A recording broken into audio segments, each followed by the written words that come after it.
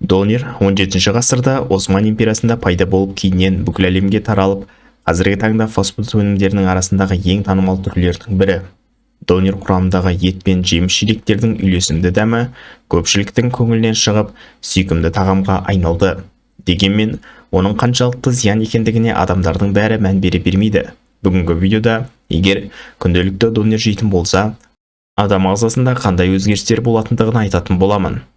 Бір ғана донер құрамындағы майдың мөлшері адамға күнделікті қажетті май мөлшерінен 2 есе асып түседі.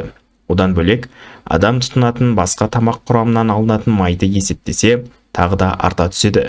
Нәтижесінде, артық май жамбаста, бөкселерде және іште жинақтала бастайды.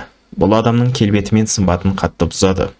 Әсіресе 40 жастан асқан адамдарға бұл майдан құтылу өте қиынға соғады.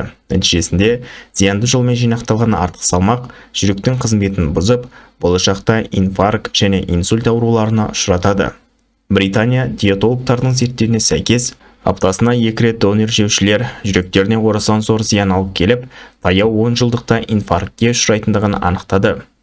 Көп жағдайда донер бағасы басқа пайдалы тамақтармен салыстырғанда арзан болғандықтан, сатушылар сапасыз өнімдерді қолданады. Бұл өз кезегінде ішектегі жұқпалы аурулар, асқазан ауруларымен уланып қалуға алып келеді. Сондай-ақ, донер дайындау процесінде канцерогенді заттардың түзілуі жүреді. Олар қатерлі ісіктердің, атап айтқанда асқазан мен ішектің қатерлі ісігінің пайда болуына себеп болады.